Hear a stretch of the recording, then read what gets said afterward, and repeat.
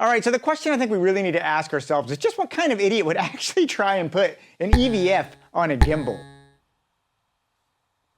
All right, I wanted to spend a little time today talking about one of the crazier contraptions I have and why it's so important to me when I'm shooting dynamic shots. And that is pairing the unholy marriage of a gimbal with an EVF. Now, I am an unapologetic EVF shooter. I absolutely rely on EVFs for so many reasons. I'm not going to go into all of them. I've actually done a whole video. I'll put a link up here. But for me, an EVF gives me that peace of mind and that clarity when I'm on set to dial in and know that I'm going to get an image. Oh, hey, and by the way, if you do find this video useful, please do me a favor and please hit that like and subscribe button. It makes a big, big difference in being able to keep this channel going and bringing you content like this. Now, the system that I'm putting this all together is based around the DJI RS3 Pro. It's a fantastic gimbal, really lets me get away with a lot. And as you can see, I like to put the red Komodo on there. That little extra bit of space really lets me not feel restricted by the gimbal in any way, shape, or form.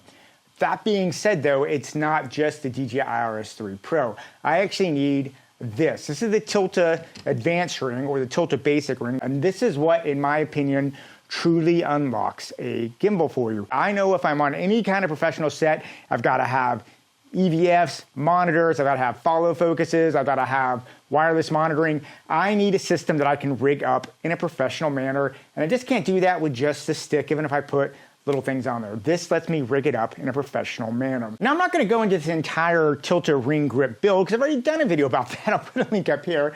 But what I want to do is just highlight the important parts of it just so we can kind of have a quick hand. The first thing is, if you notice, I do have a V-mount battery option here, and this is powering the entire system. Not only is this powering my gimbal, it's powering everything off here because I do have a power module up here that is then connected to a ZTE DTAP 4-way splitter. What this means is my gimbal, my monitor, my EVF, my wireless monitors, all of it is being powered off one V-mount battery. This makes things super easy and lets me run a long time.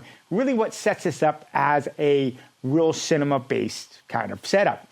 The other thing that I have on here that I love is very important is I do have the Tilta remote control handle right here. You can see I can pull focus for it, I can tilt, I can pan, I can recenter back to zero. All those things allow me to hold onto the camera and get the control. And even though the EVF is very critical for me, I still absolutely need to make sure I have a monitor on the system. Just because, you know, when you're working on gimbal stuff, sometimes you want to have that monitor there. It's very important. You can't live without it.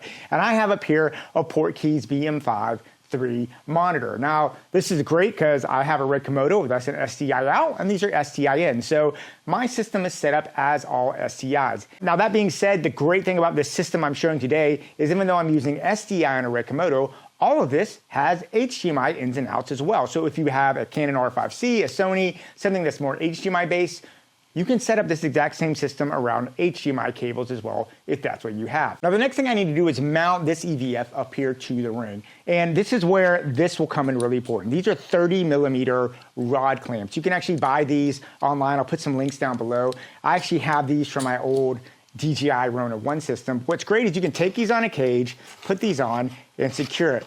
And if you look here, they typically will have a 1/4 inch and a 3/8 mount on it. Though you can get different rod clamps with different things, but this is very important. As you can see right here, I have a rod clamp up here on the right side of my ring. Now, I want to secure this up here to this rod clamp, and this is where this first piece comes in. This is actually kind of a unique thing, but this is a 15mm micro rod. They're pretty cheap. I'll put links down below for everything here, and I want to pair that with this 90-degree 15mm rod adapter.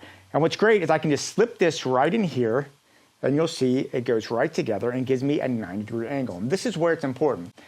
If you'll notice on this 15mm rod, micro rod, it's got a 1/4 inch screw on the bottom. So I can come up here now and I can just screw this right here on my 30mm rod clamp. And now once I get that, because I have a 90-degree adapter, I can just drop this right on. And what's really nice about this 90-degree 15mm rod adapter, it's got 2 tightening things. So I can tighten one side. It's not going to affect the other side. That's going to come in important in a minute. So what I'm just going to put this on real quick. Just going to tighten it here. Nice and tight.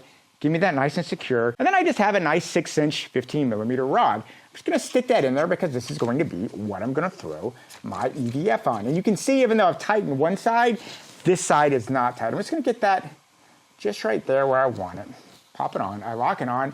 and now I've got a rod system. And now I want to focus on what the EVF is that I'm actually going to be using. And what I'm going to be using here is the Portkeys OI 4K 3G SDI HDMI EMF. This is a really, really solid EVF. You can actually see it's got SDI ins and outs, so I can actually put it in and come out, and it's got HDMI ins and out as well. So whatever your system is, this works really well. I've actually used this on my Canon R5s, R5C, C70s, the Red Komodo, you name it, I've used this on a lot of things. It's a very, very versatile EVF. Now that being said, even though I'm using this, you could literally use just about any EVF you want. As long as you can plug into it, you can use it. This is just the one I use, so I figured you'd like to see it. So now I can take this little 15mm rod attachment right here, and I can just slip it right here on that 15mm rod I conveniently put here on. I'm just gonna loosen it up.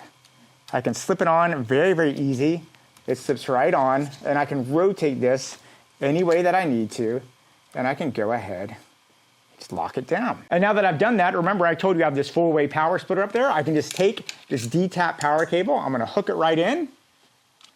I can cut it on, and now all I have to do is take one more SDI cable. Remember, you can do HDMI if that's what you want to use. And I just need to basically hook it to the out port of my monitor, like this.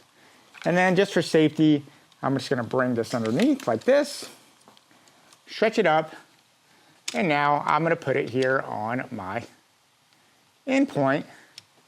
And now I can look through here, and lo and behold, I have the EVF. Now there is one more piece of equipment on this that, in my opinion, is very, very critical. If you're going to do something like this, you need to make sure you have a support system. And you can see this little bulb right here. That is actually my EasyRig Minimax Stabilite. That is one of those things that's absolutely critical. Let me show you how I use it for this. Okay, and here you go. I am actually wearing an EasyRig Minimax Stabilite. I'll come down here just so you can see it. And what I love about this is this ball here is really, really nice because I've got a quick release here. So if I pull it down to put this on, all I have to do is yank this down. Boom, I can click it. You can hear it pop in.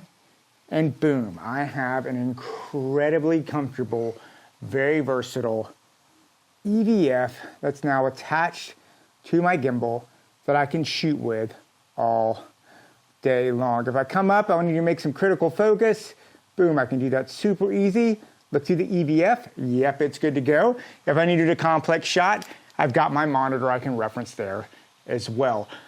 One of those setups that for me has completely changed how I approach more big budget gimbal type work. And I think it's something that if you use it, you might actually be shocked at how much you actually find it practical to have an EVF on a gimbal. Anyway, guys, I'd love to hear what you have to say about this. Please leave any notes and comments down below. Tell me if I'm completely crazy for going through all this much trouble on a gimbal and an EVF.